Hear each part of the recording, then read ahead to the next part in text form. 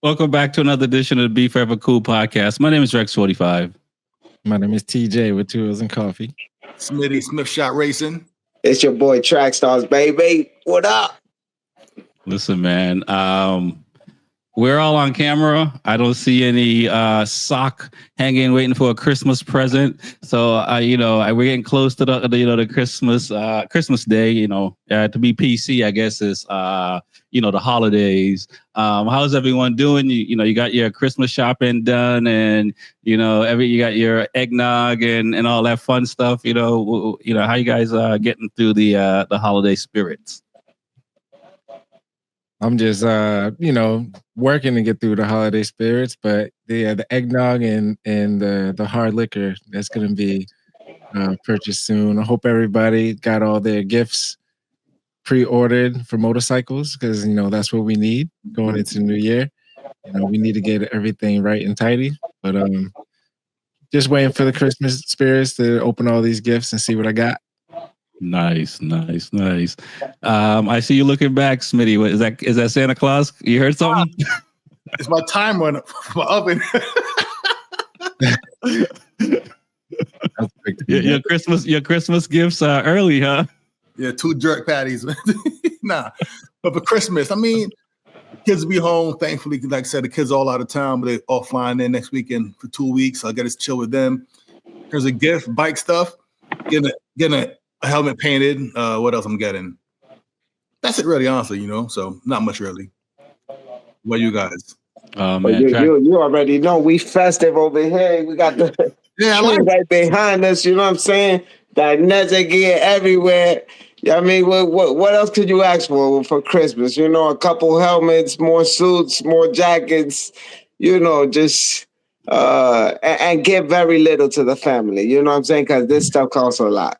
A new Panigale under the tree, you know what I'm saying? Right on time for the holidays. Ducati knows how to do it all the time. What Honda got for you, Smitty? Not a damn thing, man. A hat, man. Yeah, that's all you're going to get. You hear me? That's it. You hear me? Marquez is gone, never coming back, So Are you gonna dub your Panigale Rudolph? I'm definitely gonna give up the R. I'm gonna give up the V4R because I think it's the smart thing to do. I think I'll give up the R. Get a V4. The problem right now is get the base or the S. I really want to experience that electronic suspension, but for 10,000, I think I'd rather just put the exhaust on the base and do something, maybe a rear shock and some internals for the front suspension. Yeah. And I think I'm set until that R come out in 2026, baby. I was gonna go with the S, and I decided to go with the R as well, and same thing with the suspension. And I don't want to say how much I'm gonna do to the bike, but like when it's done, it's gonna be proper. But I just figured I'll go with the baseline. Just talking to some Ducati master techs. And even I have a couple of S's. I have the Multistrada S. I got the 1198 S. So I'm that's kind of been the thing I always rocked with. And my Multistrada has the electronic suspension, which I really love. But the Panigale is going to be used more for track. And from my understanding, going aftermarket suspension on a base model would be better than going with the electronic suspension on an S model. Because even though it's Öhlins, it's almost OEM Öhlins, not necessarily race Öhlins. So it's I don't want to say it's more in name, but like I've been told from different owners of Ducati dealerships, they don't give you everything like what you will get going straight to Öhlins on those bikes. So we'll see how it goes. I'm looking forward to. I've never named bikes, and when I said, are you going to name your bike and stuff like that? A lot of people name bikes, name their cars and stuff like that. I just go and twist the gas. But my I'll say this: my daughter named my truck, and so I might ask her to name the bike when it shows up. That sounds cool, man. I've never named a bike, so. Smitty probably has. It's a Honda thing, I'm sure. Marquez 1, Marquez 2, Marquez Jr. Marquita. It has a name though, man. But I can tell you guys, I name my bikes. I don't care. Yeah. Shoot. Oh, TJ too. Yeah, I name my bikes. Whatever. I name my cars. Whatever. That's what I grew up on. Ain't Okay. Now, why is that? Is that a thing? Like, yeah. I mean, like, you know what I mean? Like, did your parent, how did you just started naming vehicles? Who got you into that, I guess? Because like, I tried, you know what I mean? You know, like I even, not to go back into my childhood too far, but you know how like people have favorite stuff. Like I try to have favorite stuff, but I couldn't. I just didn't have. It was like my mind didn't work that way. So like, what was the catalyst for you guys? Of like, all right, I'm naming my bike, and I assume you must name your cars too. Yeah, Nicolas Cage gone in 50 seconds. Remember Eleanor? Had a name, man. You know Eleanor, right? Yeah. You name the good ones, man. Yeah. Well, I don't know. I was always in first place for cars and stuff, so I don't know. What's your name, your bike, CJ? I want to hear at least one name, man. Come on. All right. Well, my track bike, I name it Stella. Okay. So you got the, the Caribbean vibes and the West Indian colors. So name is Stella. I'm trying to think. One of my street bikes I named a Candy. Okay. I assume you say Caribbean, but it sounds like, Stella got a groove. Yeah. That's kind of, I gotta fall in love with the bike, So, okay. This man throwing $1 or $2 at a girl, and I mean in the club, you hear me? Right. Stella and Candy, come to the stage. Okay. That's what's up. I'm fine gonna try. Up there, though, you know what I'm saying? Those some fine ladies. Oh my God, we definitely throw some money at these bikes, I'll tell you that. So based on that, I'm the type of person that like a week or two later, I still don't know her name. Oh, that's a bad man right there. So I'm just saying, I'm bad with names. Baby love. Yeah, I'm bad. Well, Go ahead, Ben. I was saying I'm bad with names too, but I do name my vehicles and my bikes. I'll admit it. I'm sure there's a lot of people out there that do as well. It's a little sentimental thing, I guess. There's a lot of people. There's definitely a lot of people. There's a lot of superstition that comes to the bike. We can not necessarily make fun of Rossi, but we hear what Rossi. You can see, his mannerisms and how he gets on a bike and the things he's doing, stuff like that. But there's a lot of riders between car racing and motorcycle racing that name their vehicles, and they're very particular how they do certain things. So it's very interesting. So I know not the Ducati guy. You just name yours just Ducati V4. It don't need a better name than that, baby. Panigale. I'm the same way. Superstitions, all that stuff. No kidding. But they don't work because I'm in last place still. So I need some new ones too. They're not working, man. I mean, I don't know if the superstition gets you to first place.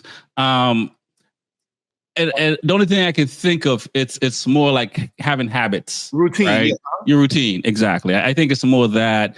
And, either way, even though I don't name my vehicles, if I'm rubbing the steering wheel or rubbing the tank if it's a bike, I'm in love because that means I just beat whatever I needed to, because you tap in the tank because you just smash somebody. That's always been more important to me. But like, there's definitely routines when it comes to riding and stuff like that, and more so than I thought it would be. And it seems even at our level. Yeah. So one of mine, I got a bunch, but I'm gonna tell you one.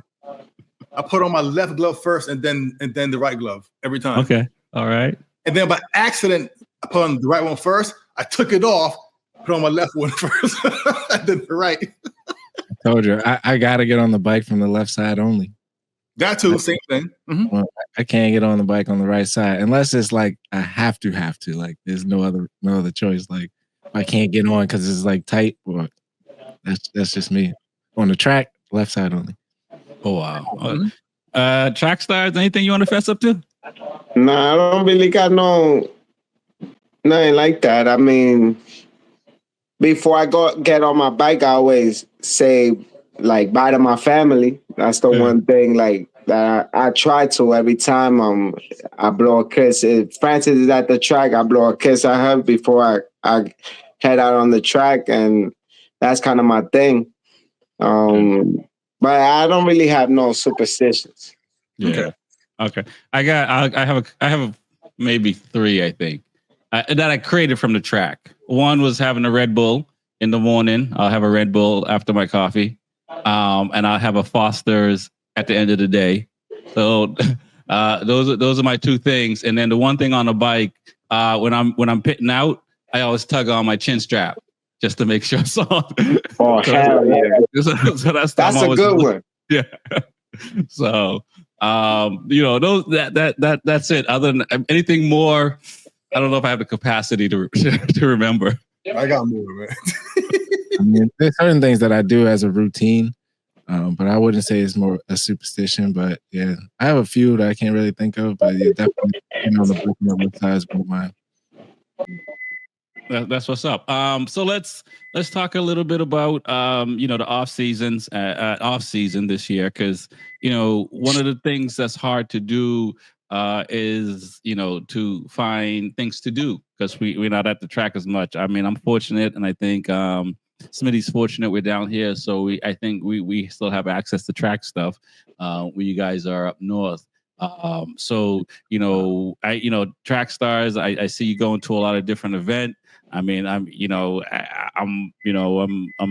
like, do you drive anywhere? It seems like everybody just take you to places and you just show up.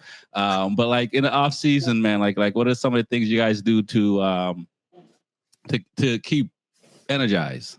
Well, like we still kind of keep the motorcycle community, getting together. Like we said, we just had a big Custom Works event at Dineza, New York, which went amazing. So many Custom Works designs, creations. Oh my God. It was an amazing turnout for the first event. And we're super excited to see how everybody's Custom Works turns out. But people were creating brand new suits.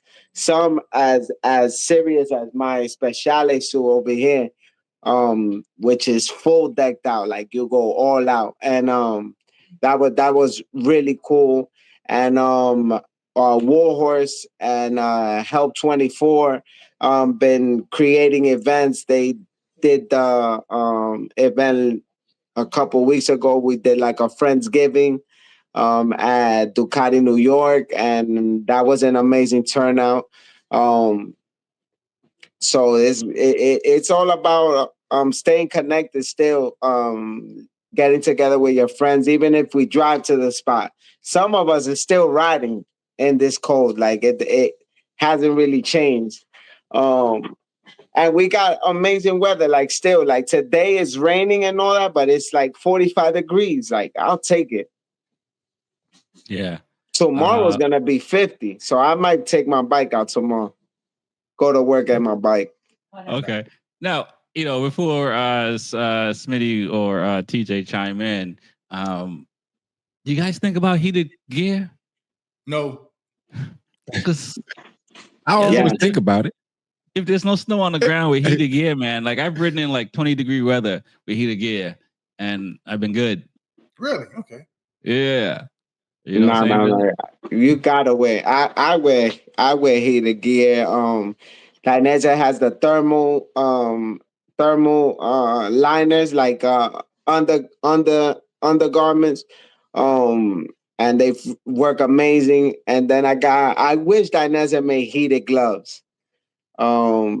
but they don't. I have a pair of heated gloves that I really, really, really love, and they're necessary. But again, if you have a Ducati, they run warm, so we're pretty toasty through the winter. They take care of us, I Smitty. don't know about toasty, but it does help. For Right. sure. It's the best time to ride Ducati, y'all. Huh? TJ knows. So what's going on with you, Smitty? What are you doing to kill the time besides coming on the show?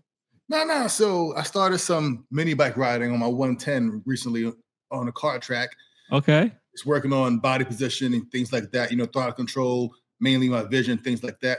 Also working out, just doing more cardio, because like I said, last year doing towards the races towards the end, I got tired. So just working on things like that. That's also, but kind of ride my dirt bike probably in a few weeks. But other than that, that's it. The mini bike and the dirt bike stuff. That's all. Gotcha. My all-season regimen. How about you, TJ? We're listening to TJ. So I'm gonna get myself back in the gym. I'm gonna get myself back in the gym and get myself go-karting again. Like I said last show, and try to stay on the track and do go-karting. Other than that, just focus on getting my motorcycle parts and getting parts together. So ain't much to really do up here. One thing I really, that's something that's like a lost art up here. There used to be a lot of motorcycle shows during the winter we used to all go to. Used to be a huge event where, New York had a big one. Boston had a few locations where, there's like clubs out there and there was vendors and just something to do, during the winter, vibe out with just seeing motorcycles everywhere. So I do miss that. Right. Other than that, I'm just trying to go on like track ride and stuff. Right. Is that was it IMS show? Is that show they used to come to New York and go to like yeah, I don't know. Yeah, they stopped doing it, right? They stopped doing it. But hopefully it comes back. You never know. But another thing, like you guys all said, the gym is right now. I'm probably the heaviest every time. Usually in September when track starts winding down, my birthday comes, I start eating, and then it's Halloween, so more candy. Then it's Thanksgiving, and then you got candy back-to-back big dinners. You got the Christmas dinner, Christmas Eve, and then you get New Year's. So I'm packing up the pounds right now. I haven't been really in the gym because. What do you weigh now? What's your weight? Yeah, I'm eating. So then as soon as the holidays finish, back to the gym, and I'm probably like, right now, I'm probably 210 pounds. God damn. No, I'm stopped. Yeah. And I'll get down back to 190 by February. Okay. I mean, I'll say this. I'm not even close to that. So, and I'm kicking and screaming about the little bit of weight I got. Whoa, goodness gracious, 190. Yeah, I'm a big guy though, so I don't know. Like, I feel like everyone when they see me, they're like, "Yo, you a big dude," but my weight, like when I'm at the track, is there 190. I used to be able to get down to 185, but no more. There's nothing I could physically do to get myself down to 180. Below 190, I would be starving myself. But tell you what, let's have like competition, man. Okay. Let's do that. I'm with it.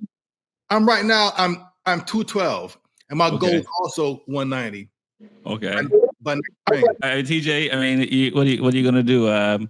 You're 202. You need to get down to 190 because I'm like 162 and I need to get down to like 153. So yeah, I think I cleared that show. I don't need it. So how much are we trying to shave? Like 15 pounds? I TJ and I probably need to shave like 10 pounds, but I can't speak for TJ. I need to shave like 10 pounds. I like to be in the 140s.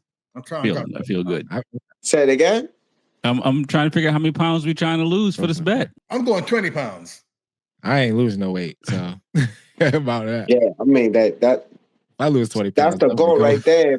If I get 20, I'm Gucci. Okay.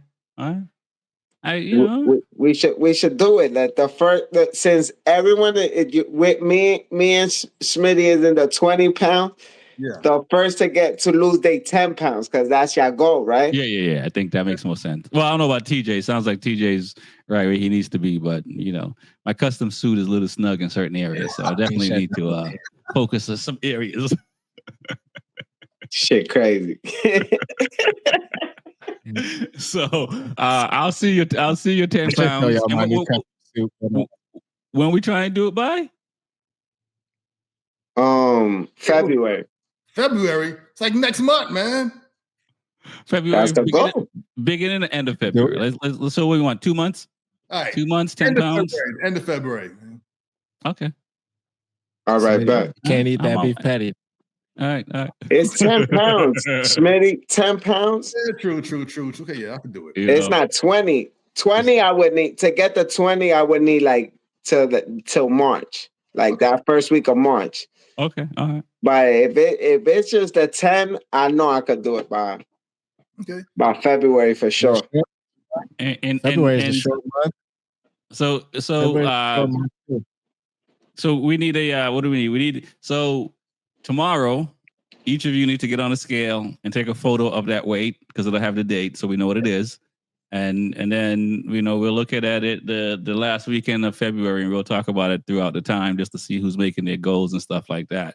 Now, the people listening should get in on this, yo. Yeah, y'all should get in on this and send us the pictures through Instagram. Everybody who's listening in, send it in on Instagram, and we'll see. We should have like a prize too for like the follower. We'll do that. Yes, we will. We'll have some giveaway of sorts for the winner, and might be whoever wins between the four of us will pick. That gets to pick the winner, or something like that. Oh, okay, yeah, right. I like that. And so the fan will get the giveaway of whoever they pick. So definitely, between IG. And YouTube. I don't know if you can post pics on YouTube. So yeah, IG is probably the way to go. Yeah. Either, and you guys can say differently, but either on your platform or B4evaKool IG. Post your. We'll do an image and post it, and you can tag it and tag your weight. Tag us on the stories. On the stories, tag us on the stories. We'll repost it, and we'll monitor how everybody's doing. And the person who gets to that designated goal of 10 pounds from here I'll give them a Track Stars hat or a T-shirt, whichever one you guys want. That's a fight. I'll throw in a B4evaKool mug or a T-shirt or HY hoodie. So we got stuff. Okay, we got stuff. I'm gonna have to figure out something that I can do. Try maybe cycle for a few miles or something like that and post it up. See if someone can match the miles or.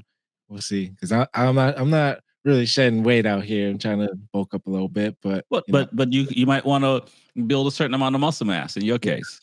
Yeah. So your goal is to be able to. You in gains. Yeah, you're doing gains. We're doing losses, and go with that. I'm on board, man, because I need some type of. Last year I was in New York and came back, and I hit 160 something for the first time, and I've always been in the 140s most of my life, and I was just like, you know what, I need to get down, and I was able to shed like 5-6 pounds, and what I realized is this year was very difficult to keep it all. Yeah, very difficult. Yeah. And I'm still back up to 160 because I was traveling the last 3 weeks and haven't been able to go to the gym. So no excuses. I'm always up for a challenge. And so we'll see who which one of us make it. But it's definitely not as easy as it used to be. Nah, I agree. I'm in that same boat. I could blink my eye and lose 20 pounds. And last year was a challenge just to get to 190. I don't know what happened, but something definitely changed in my body. and it's not as easy as it once was. We getting old, man. That's all that is. Father Time says you're not losing no more weight, man. That's it, man. Nah, that's what it is. Or Francis cooking just keeps getting better. Something going on. Something going on, but we gonna figure it out. We're gonna train you. We get you trained up for the marathon, New York Marathon, man. These cake pops, you know what I'm saying? And this iced tea, I'm always drinking iced tea, man. She makes it too good. You can't say, all right, I'm gonna start tomorrow. Right. Listen, man. That's the hardest part. And as we talk about the new year coming and stuff like that, New Year's resolution and all the gyms, get packed and stuff like that. And the regulars, I got a buddy, Big E. He's a regular gym guy, and he always hates the January because everybody shows up and just getting in the way with the machines and all that. You know what I'm saying? So with this coming up and stuff like that. But it's reality though. Like, we used to make fun of people in a good way on a different show, throwing a towel in at the end of January. But, like working out is a lifestyle. You know what I mean? And there's ebb and flow. And I know we don't talk about it much on this show and stuff like that. And we kind of stumble into, this competition of losing weight. But, it's a lifestyle, being in shape. You know what I mean? And there's an ebb and flow. And I know when we're younger, we just want to be in shape all the time. But when we're a little bit older, it goes up, it goes down. But the idea is to just kind of trying to, keep a balance if we can throughout the year. So I think next year, we'll do a concerted effort to talk about, health and maintaining our weight or pushing ourselves to get to that weight. Because, as track stars and probably you guys, if you guys would, I was a gym rat from like 13. Like I was always working out for a very long time. Yeah. You know what I'm saying? And you know what it's like when, you and your boys are in the gym, you can spend 2 hours in the gym and, walk out limping and stuff like that from just working out, muscles being sore and that kind of thing. So it's always nice when you can do it together, because that motivation is a lot easier than when you're in there by yourself. No, that's a fact. I mean, gym parties are a real thing. Like that's a real thing. And the beauty of that is also too that now you could really even work out with your friends virtually. I have a friend. When we start getting into the routine of things, we get on WhatsApp on the Zoom because I have Android, he has the Apple, so we use WhatsApp, and we do our workouts together, and kind of link up like that, just to keep each other accountable for actually doing the workout and not slacking off, because that's the thing, like we will always find the excuse to say, yo, I'll start tomorrow. Or let me start fresh on Monday, and Monday comes and you're like, yeah, I'll start next Monday. Right. So you got to have that person that calls you and like, nah, we getting this in right now. We going to do this right now. Yeah. Exactly. Procrastination. Yes. You know what I'm saying? That procrastination. And the crazy thing about that is, like, I'll have like 2 weeks pass and not realize I hadn't worked out, where in the past I was like on it. Yeah. Now it's just like, yeah, I didn't work out for like 2.5, 3 weeks. Yeah. So it's easier to trigger. It seems easier today to just find things to distract me. And where time can go and stuff like that. But having somebody that holds you accountable, you may not like it all the time, but it helps and it brings you back, because you don't want to let that person down sometimes. No, that's a fact. So yeah, okay. Stretch. Yeah, stretching is a big deal, man. Like the whole shebang. So okay, so we got a little bit of things to work with, as far as the off season and stuff like that. I want to jump into MotoGP real quick. and then we'll talk about like some of the club stuff and licensing and scheduling and stuff like that. But I was scrolling through social media and I saw Martin, with a MotoGP trophy in his hand, and I'm sitting here like, all right, that's what's up, and I'm like, wait, he's on a Ducati. What happened? How did this happen? How did I get signed to Aprilia and I still got to run around on a Ducati with a trophy? What am I missing here, guys? I mean, that's what he won it on. So I guess it makes sense, right? In the time being for that purpose. But it sounds kind of weird being that he's with one company now and his contract says he can still ride out the bike. So I don't know. It's kind of different. I mean, that wasn't the same bike. that was 25. That was a different Ducati. No, it's 25. Well, I'm saying like usually they'll come out on like Marc Marquez will come out on the Honda with the 93 on it and stuff like that. Like he came out with just looked like a street bike. So it wasn't Ducati. It went on it. I mean, it was a cool sight to see, especially at a soccer event or let's say football. Yes, let's please say football. Contractual obligations. He has to finish his full contract. And he is the champion, and he won it on the Ducati. So it's only right he comes out on a Ducati. But I'm sure Aprilia cannot wait until they start promoting their new Aprilia with Martin on it.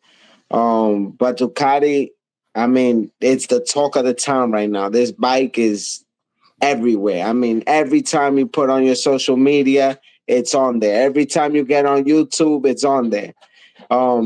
It's a big deal what Ducati has just put out.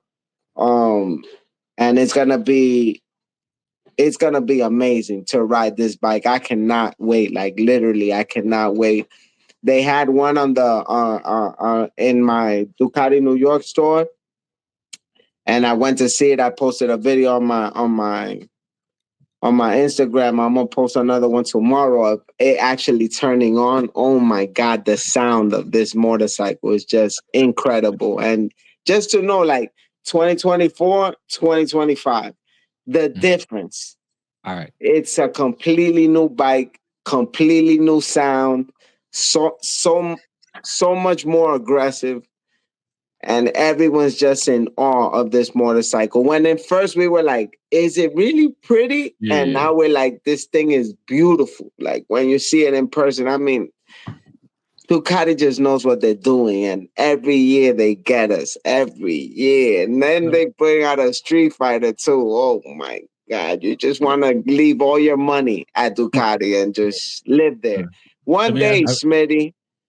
One day. Let me ask you this before you jump in, TJ, and I got to put this out there because to be the grumpy one of the grumpy old men on the Muppets in the balcony. Now and Smitty, I know Track Stars is poking at you a little bit, but I'm gonna throw back a little bit on your side in the sense of brand loyalty and stuff like that. Track Stars, you've been riding Ducati for a while. I've been riding Ducati for a while. Does it get you a little bit sick to your stomach a little bit to see how many people are obsessing over this bike? Do you feel like there's a little bit of posing happening? There's a little bit of, just being one of the first to say, I got a video of a Ducati or whatever, just buying into the moment. But will they actually go buy the bike when it comes out? Let me tell you. I'm the guy that I wish everyone had a Ducati. Like, I wish every person in this world had a Ducati. Like, I'm like that. When I have something, I want everybody to be a part of it, enjoy it. Like, yo, try what I just tried. Like, I think the things that I eat are the best things in the world. like when I say you gotta try this cake. Because I'm so picky. I'm such a picky eater, and I'm such a picky person. Even though I'm like super friendly with everybody and I get along with everybody, I'm really selective on like who I spend my time with and what and who I bring around me consistently. So it means a lot when I consistently do something with somebody, or I consistently eat something, or like I consistently buy Ducati. I wish everyone had a Ducati. So I know that right now a lot of people are going crazy with the Ducati. Do I think that everyone's gonna buy one? No. This is the most expensive Ducati I think ever. Like for an S, it went up $10,000. Like that's a big difference, you know. Yeah. And the base went up too, and now the base is where the S was last year, and the S is even more than what the base was the previous year before you. So it's I don't think everyone's gonna be able to afford this bike, but I know we're gonna see a lot of them out there. Hopefully Smitty with one, and I know TJ's getting one for sure. I know TJ getting one. You think so? You think so? So, Smitty, I mean, what are your thoughts on what I just said as far as like, you know, are there some posers in the Ducati camp right now, just really more trying to get clicks and views than actually, you know, diehard Ducati. What do you say, Trackstar? What are we? Ducatistas. I don't like that name. Okay. I can't even say it. But this is they use it a lot. The Ducatistas. Yeah. So what do you think? I know you're you're not even diehard. You're Honda. You're not you are Honda. The thing with Honda since day one, whether it was a car, SUV, bike, dirt bike, mini bike. Oh, come on. No. All joking aside, man. I had a great time with them. Experience-wise, mechanically, they just work. Right. Maybe they aren't the best bike because they're not that fast as the Ducatis, or you know, not as pretty as the Ducatis, but they work. They're reliable. Smitty, listen. Hang on 1 second, TJ. I before Fast and the Furious came out, I was a VW guy. Okay. I was very upset when all these Honda and Mitsubishi people started showing up as if they had fast cars. But over the course of time, y'all have shown that you guys can have some fast cars. So I'm showing the respect in the sense like, okay, I didn't believe you had it, but you proved it. Come on, man. You don't feel it anyway. What's going on with this? No, yes. Yeah. But still, it's a good bike.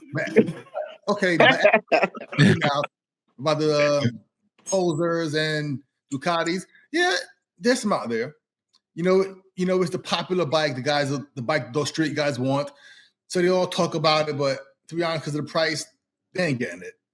It's gonna sit there in the showroom floors and be special order only because they can't afford it. You know, the bike costs more than a damn car. You know, so I doubt it, man. I doubt it. But it is nice to look at. You know. All right, TJ, my bad to but it's you good.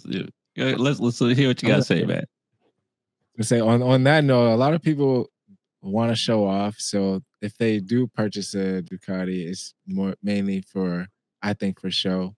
They wouldn't ride it and use it like they should, you know, either long road trips, always on it throughout the year, or taking it to the track, you know. I personally know a Ducati owner from way back that works so much that he can't even ride it. But I was gonna say that the Ducati wave of their bikes coming out has been incredible. Just they come out with all the different types of mods, so you can choose from any type. So I've been looking at their website. So I'm not falling in love with Ducatis. That's not what I'm saying, but you know.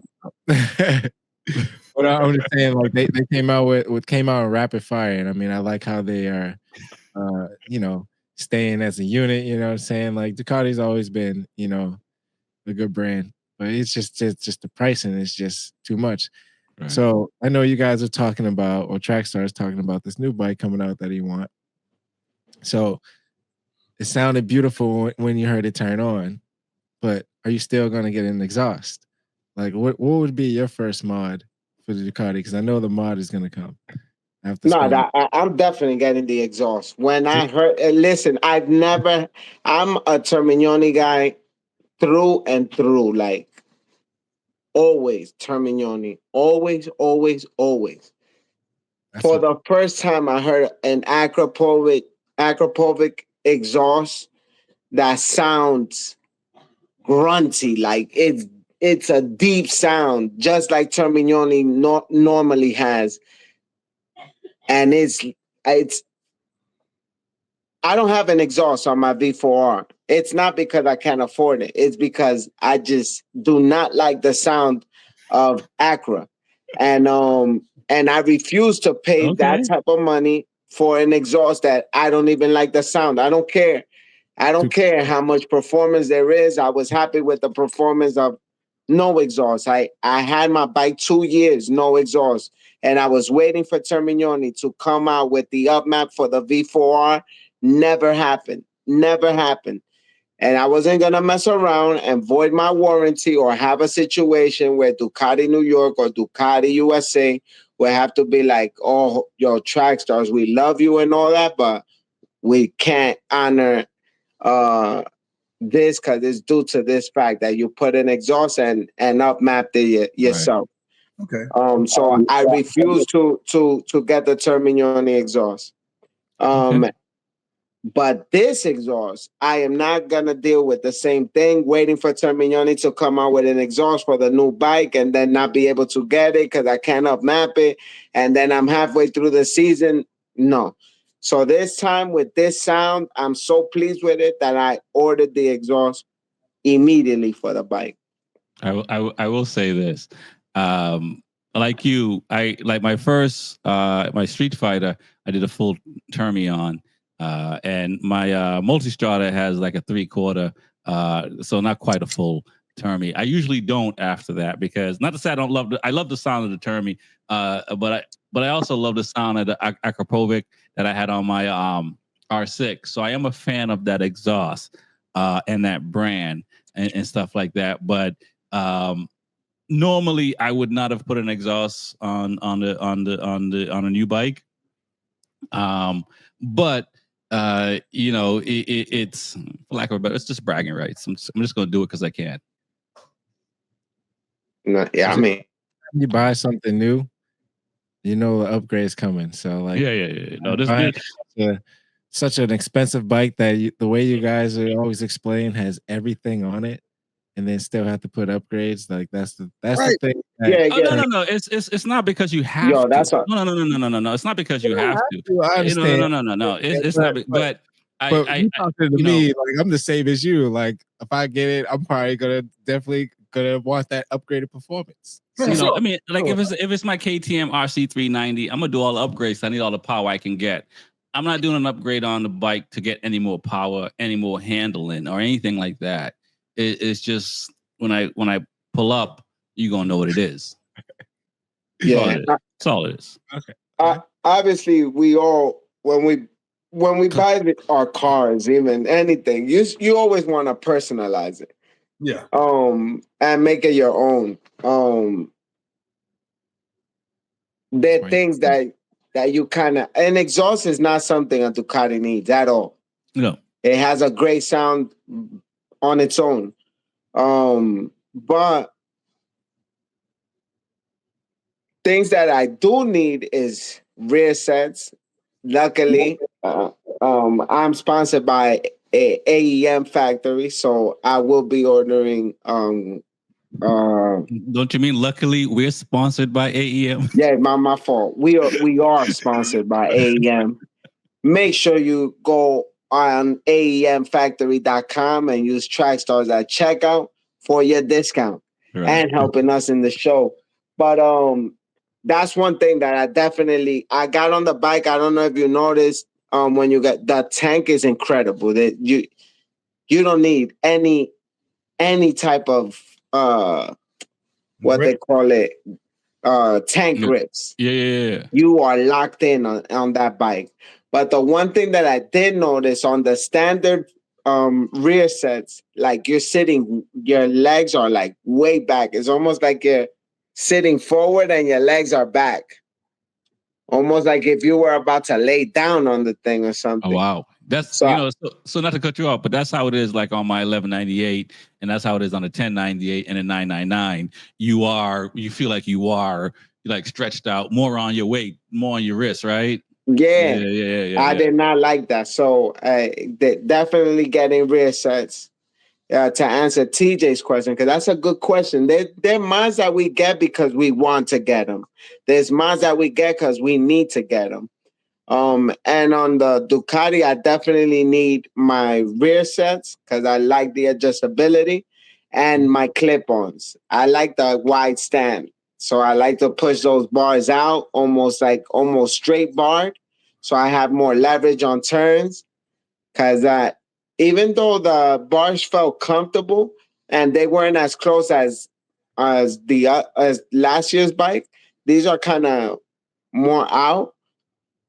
I still want them even more pushed out. So those are the two things I think is a must. Okay. Mm-hmm.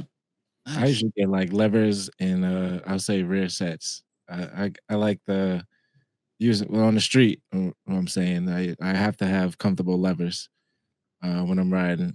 So levers and rear sets is something I always go after first. Obviously, I'll get an exhaust if I need it, but the bikes I usually purchase first always had an exhaust on it. So I got that out the way. No, but you're right. For me, my first miles are always rear sets and clip-ons because I'm tall and I can't bike. So I need that room. Clip-ons. Yeah. Need to be a little bit more forward and wider, and rear sets a bit more further back. So that's what's up. Yeah, I wondered about the rear set. We're not trying to make this a Ducati show, but I did wonder about the rear sets and how I didn't think about like comfortability. I thought about more like grip. Is my feet, if it got a little bit of water on the pegs, would my feet slip off and stuff like that? Okay.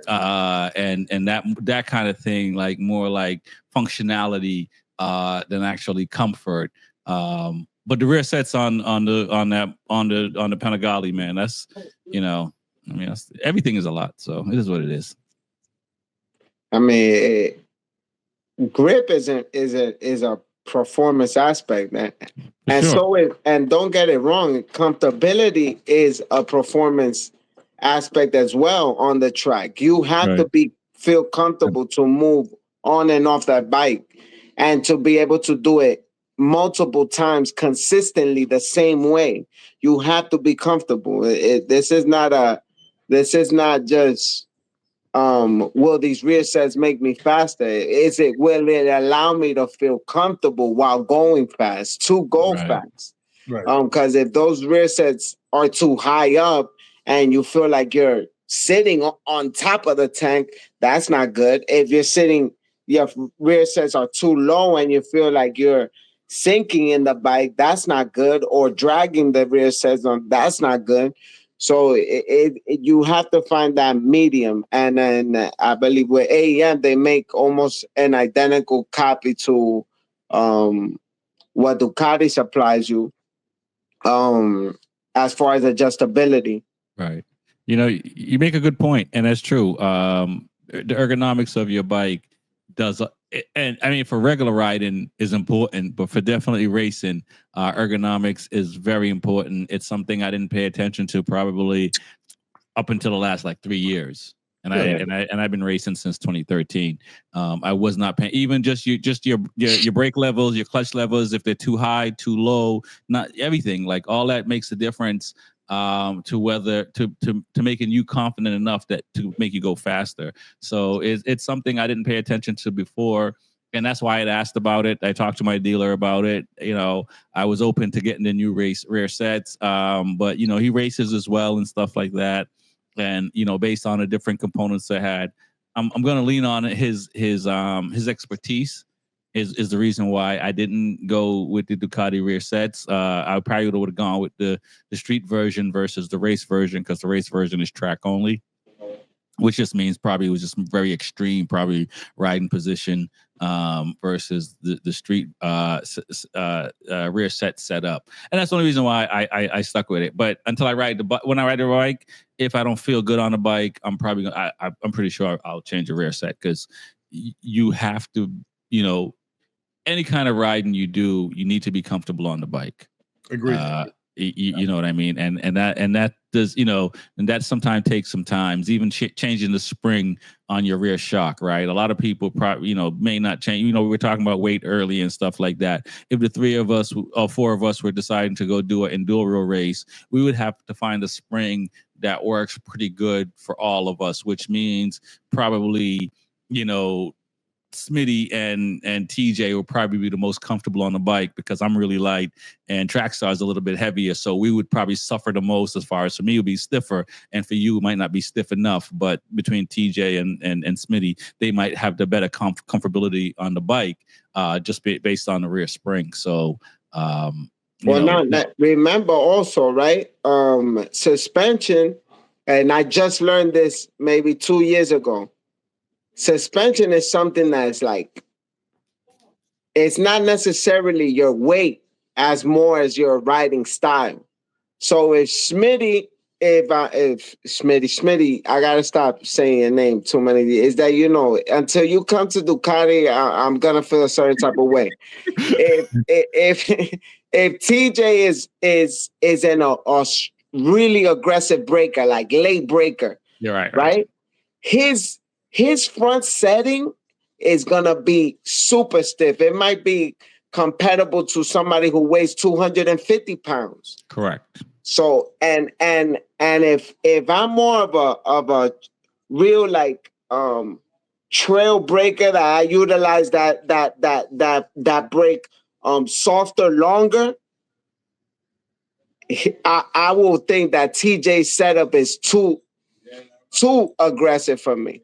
Right. So it all depends to style more than, and then the same way with the rear, it's all about throttle application. If you're really aggressive on that throttle, every time you hit that apex and you sink that bike, you're gonna need that stiffest suspension possible, even at Smitty's weight and at my weight. If I'm more of a linear guy that I kind of ease into that throttle, it's gonna feel like too stiff for me, and for TJ it'll be perfect. And if they set it up my way, TJ will be rebounding. You'll feel that. That rear bouncing. Oh no, it's tricky, man. Say it again, TJ. I'm saying the settings are tricky, like even for your own self. Yeah, right. And for most for most people who don't know about that.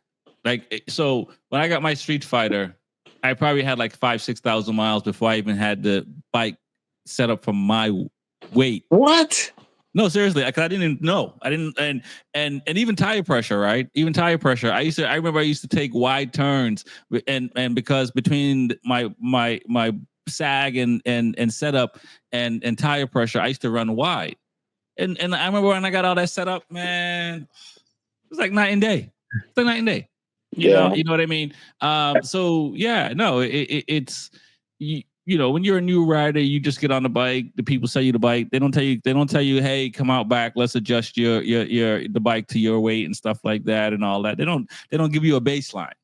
Right. Or even say, hey, make sure you maintain the tire pressure, because if your tire pressure is low, these things can happen. They just hand you the keys and send you off. And your bike is sit all winter and you may not pay for storage. So it's sitting in your shed somewhere, and you pull it out in the fall, in the summertime or springtime, and you just go ride. You don't think like, let me check my tire pressure.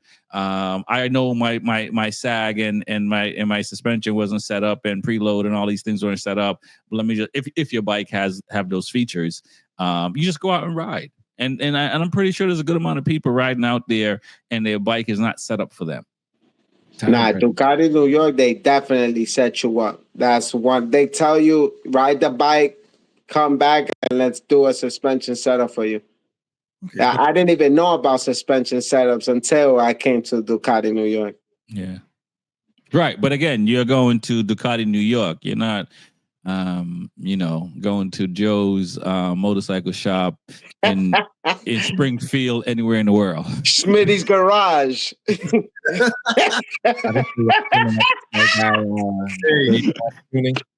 Good one, man. Good one. You got me. Man.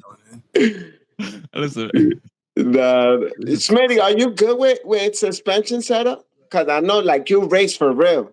Yes, I mean, I'm not good, but I understand what it's doing and how to adjust it. So yes, I understand. So what I learned years ago, the best way to figure out how it works is do everything down to zero. Go as soft as you can on the preload, soft on rebound, soft on the compression, and ride it.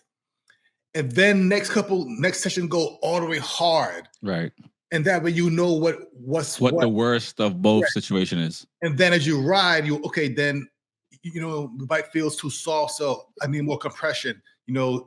It's hit a bump, it feels funny, so more rebound. So just do that a couple sessions, and then from there you'll be fine. Honestly, just do that.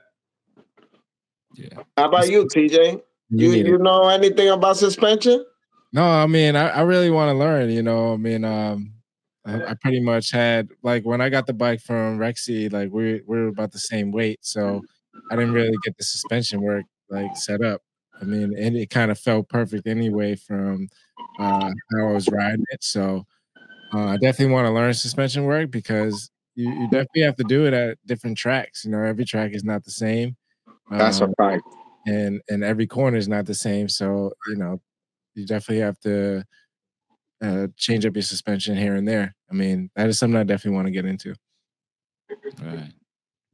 So, and we're coming close to the hour marker. Let's go right into next year as far as racing clubs and even track days and stuff like that, because there's memberships that need to be purchased. Or renew, I was going to say, is the word I'm looking for. But if you're a first timer, you're purchasing. If you're a repeat offender, you know what I'm saying, you're renewing. If you're a racer and you have a specific number that you like, you want to register with the clubs that you plan on racing ASAP, because you don't want to lose your race number because you just waited till the day before the race weekend. You know what I mean? And if you're a new rider, you want to get the race number you want to get and stuff like that. So, there's a bunch of clubs already that have their schedules. There's a bunch of race clubs already that have their schedule out for next year. Depending on where you are, we can only speak for the US, but depending on where you are in the world, I suppose you want to stay on top of that. Renew your, if you're racing with like Azra, Wera, and some of these other places, chances are you probably need an AMA membership as well. So stay on top of all that stuff ASAP. And if you're trying to do track days, look at the fine print. When you're a member of establishments, you get better discounts, you get better pricing and stuff like that. So figure out what you want to do and get that schedule up. Because for me, when I first started and stuff and stuff, I was waiting last minute for all this stuff, and I was missing out on like my race number and stuff like that and stuff. So how do you guys deal with that stuff as far as the three races or the two other races beside myself, and then Track Stars doing the track day stuff and the membership stuff? How do you guys deal with that? I'm lucky. I only do one club racing, so Neymar, easy. Just get that license, and I'm good for the year. Then I just work on to see what track organizations, like the dates, and see if I can get those scheduled off. So one that I'm close with is Psycho Smith, and there were a few that I used to go with New York Safety Track, but that's a little further out. So try to do more with Psycho Smith this year. But yeah, so just make sure you register. You got to get it early because you don't want to lose your number, especially if you're racing. So the same thing he said. For me, right now, but I race in one club with Vera, and my number is number 18. I expire in July, and every June before July, I re-up. And I ain't gonna lie, if I lose my number, I'll be upset, man. I all these and stickers my number, so I need my number every year. So got to stay every year number 18. So yeah. Oh, listen, man. I'm Rexy 45, and so I ain't trying to lose 45. And so Rexy's 46. What happened? 927. Exactly, the Rossi version. He coming out Rossi.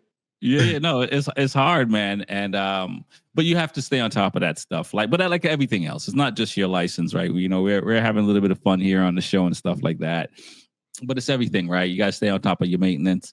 You got to stay on top of the places you want to go, and stuff like that. And you want to have a good season. And I can't, like I had to get 145, and I was able to rationalize it in the sense like, hey, there's only 145, right? So but you talk about 18, and TJ, you might talk about this a little bit as well. It's like, your number means something. My numbers mean something. Before, when I first started racing, my initial number was like 921. It wasn't as meaningful, but once I figured out what I wanted to do it, like getting a 145 and then getting 45 at as many clubs as possible. Not to say I wouldn't.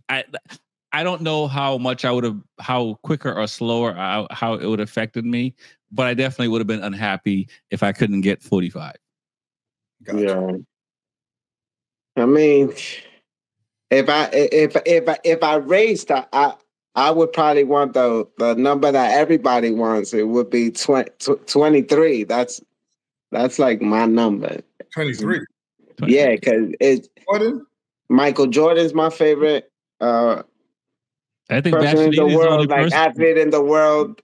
Right now, Rossi's number is 46, so it's 23 two times.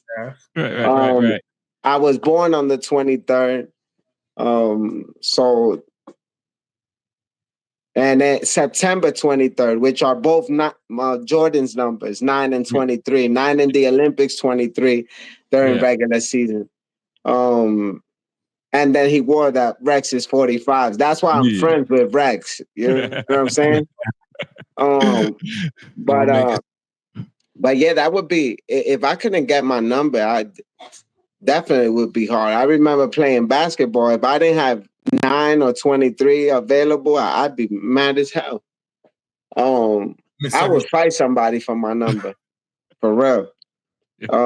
But talking about the schedules, like this year, everyone's schedule is so attractive. So we up here in the East Coast, we have Evolve GT, we have N2. That's Nike and Adidas when it comes to this track world.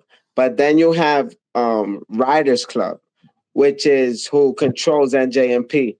And NJMP is probably everyone's favorite track in the Upper East Coast. So their schedule this year is incredible, and it's a must have. Okay. Normally, I buy almost every package. I buy everyone's schedule because I'll buy N2, I'll buy Evolve GT, and I'll buy Riders Club because I want to go to any day that is available for me, not only for myself, but for work. Like, right. So there are days that you can take off at work and you can go to the track. You're gonna need Riders Club because they got track days during the week, damn near basically private days because they only allow 35 people in their groups. Wow. So imagine 35 riders in your group and you're riding on a track like NJMP, which is 2.2 miles, Lightning, which is 1.9 miles. Right. Like you're spaced out. Like you can really push. Like you could really like go out and try to set lap times for yourself. And you have like such an amazing coach to rider ratio. You almost have 2 coaches for every rider. Like for real. Oh, wow. Okay. I Listen, man, mean, for every two riders, you have one coach. I'm sorry. For every two riders, you have one coach. So that's a lot of coaches, and coaches who really want to teach you. And Evolve GT is who I grew up on, really going to the track with. And Evolve GT is like that family type organization. Not super impulsive on the racecraft, even though they have Moto Gladiators and they own Azra right now. Evolve GT track days are very chill, like in the sense of you go, it's school based, but not as a racy. And Evolve GT has a ton of coaches too, amazing coaching staff. Okay. So, and their schedule is really cool because they go everywhere. They'll be at New Jersey, they'll be at Summit, they'll be at Pit Race, they'll be at Palmer. They added a few new tracks. I think they added, I forget the name of the track. It's a track in Tennessee, I believe it is. Ozark. Okay, yeah. They added Ozark to their schedule, which is going to be, I definitely want to go check that track out, and you could see it with Evolve GT. And then you have N2, who I consider the racy school. Like these, N2 is militant in how they coach and how they really want you to get you fast. So if, let's say, if you're an intermediate rider in Evolve GT or Riders Club, you might be novice in N2 because they're really strict and like, I'm not saying that Evolve GT isn't strict about what they're doing out there, but it's definitely more of a casual track day. I don't, and I'm not saying that N2 is mean neither, but they really about technicality, and they don't baby you. Like, you know what I'm saying? It's almost, you're going over there, you're gonna be in school. Like, you're welcome to college. You know what I'm saying? Either you get it right or you get it wrong. With Evolve GT, you're in high school. They treat you, they'll give you more leeway. They'll baby you a little more. They'll say, yo, let's do that one more time. All right, no, we can't have you in this group. We're gonna put you in the next group down. With N2, you didn't get it right, you're bumping down. Like, they don't play, but it's still super fun and they're amazing. But it's how do you like to learn? So these three groups are the top of the top as far as track days, and you really want to like line up what days you're gonna do with who. And then you got private days with myself, certified knee draggers, Spicy. She does track day. She's gonna have a track day at NJMP. And who else? I'm forgetting some people, and I apologize. But there's a lot of private days too at New York Safety Track, who I go track with a lot, that TJ mentioned. Some amazing times at New York Safety Track, another family-oriented spot. And like NJMP with Riders Club, New York Safety Track hosts their own days, and they run their own program, and they have their own coaching as well, which is amazing. And like I said, another very lax place where not anything goes, but it feels like that. You know, it feels like you're literally in your backyard with a full track day. Yeah, for real. Nice. Well, you know, as the schedule comes out, I think we'll definitely be plugging it on the show. It sounds like next year, between racing and track days, we're gonna have a lot of stuff to do. You know, one thing we didn't talk about before we get out of here is, you know, how do you take your gear in the off season? your tracksuit, your helmet, how to clean and repair. What do you guys do?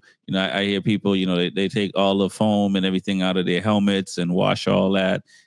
Take all the pieces they can outside their suits and wash all that, or send it to a cleaning company that can clean your leathers. What do you guys do to get your suits and gear ready for the next season? I mean, I keep I keep my gear pretty well kept. After my race, I usually put it right back in the bag. Not sweaty and anything like that. I haven't really raced in the rain, so my suit hasn't really gotten wet, unless I'm like a little sweaty inside of it. But I'll just make sure it's wiped down enough and make sure I don't have any leather cleaner, but I plan on getting some of that to wipe down the leather a little bit to keep it fresh. But I put it right back in my suit bag, nice and tidy, keep it fresh out the way. Okay. So for the helmet, nothing at all. I don't take it out. I just leave it as is. But for my suit, once I'm done with the season, it's called saddle soap. Mild saddle soap, scrub the outside, wipe it down with regular warm water. But then to make it softer again, it's called glove oil. Guys that play baseball, they oil their glove to make it softer. I use that same oil on my suit, so it works good. So I'm gonna have to use that.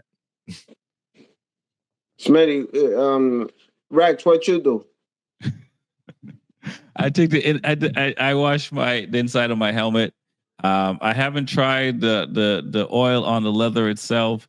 I take the inside pads out of the suit that I can take out and clean that and stuff like that. And that's the extent of what I do. And that's if a helmet or a suit survive the season. So if it doesn't survive the season, so mowing the lawn out there at the track days, huh? Exactly. So it depends. But I'm not. I will say I'm not the best at keeping my suit as clean as possible in the sense of doing all the things you need to do, which is interesting because I'm better. So I know off here we talked about like heated gear and stuff like that and base layer. Right. I do a better job of cleaning my heated gear and my base layer gear for street riding than the suit. But I've been better in the last couple of years of keeping the suit clean. But definitely in the beginning, it was you didn't know. You just ride in and you just show up.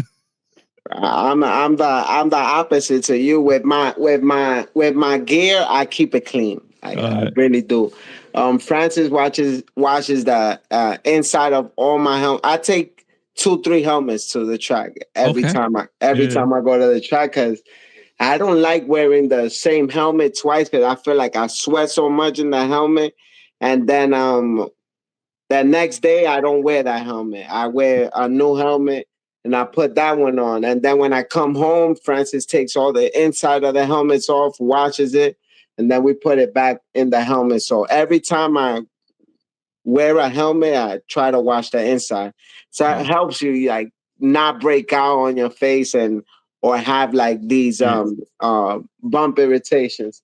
Then with my gear, obviously, at the end of the year, I really assess my gear. Or if I have a doubt with I'll send it back to Dineza just to go through it and make sure everything's working properly.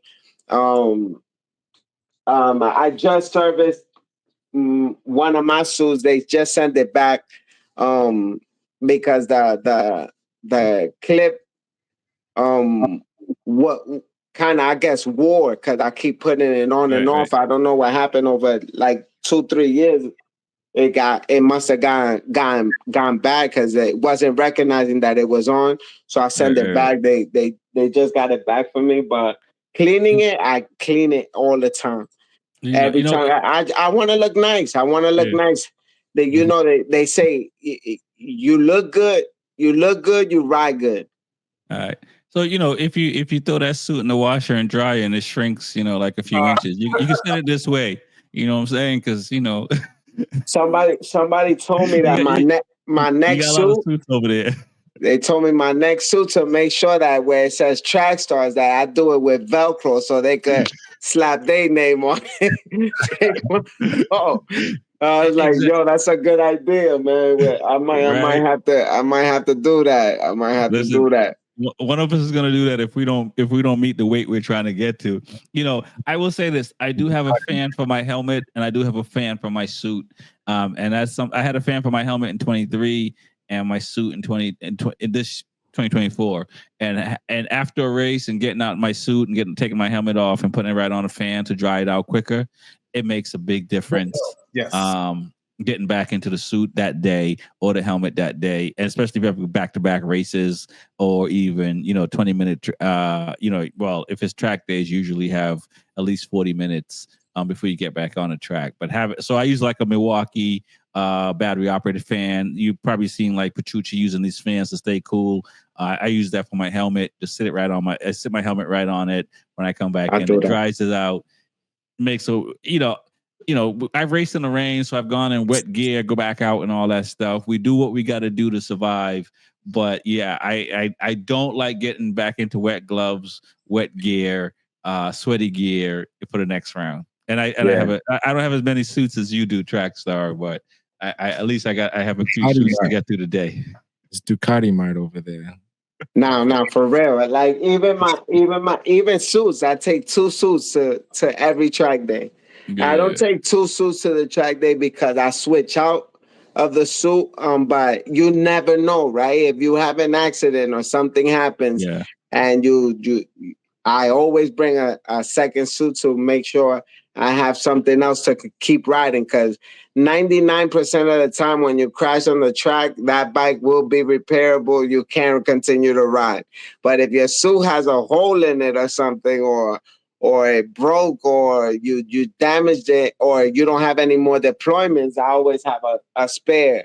Now, Dainese has 3 deployments, so you can continue to use the suit. But before, it was 1 deployment and you're done. So I had 3 more suits. No doubt. Listen, man, I could keep going, but let's tap out. And like I said, if you shrink one of them suits, if it doesn't fit Smitty or TJ, it'll work out this way. Let's plug our sponsor or your sponsors. And tell people how they can find you. So TJ with 2 as in coffee. You can find me on Instagram or TikTok. My sponsors are Official Vortex, J&G Performance, Hideaway RV Rentals, and Woodcraft Technology. But yeah, I'm ready to ride. I can't wait to get this deal we got going on, trying to get some miles on my belt. Y'all trying to shed some weight out there, so okay, keep this promise up. All right, and Smitty, Smith Shot Racing sponsors Vortex, Blood Lubricants, and that's it. Find me on Instagram, YouTube, all same thing, Smith Shot Racing. Smitty, it's your boy, and I'm out. It's your boy Track Stars, and we got a few sponsors.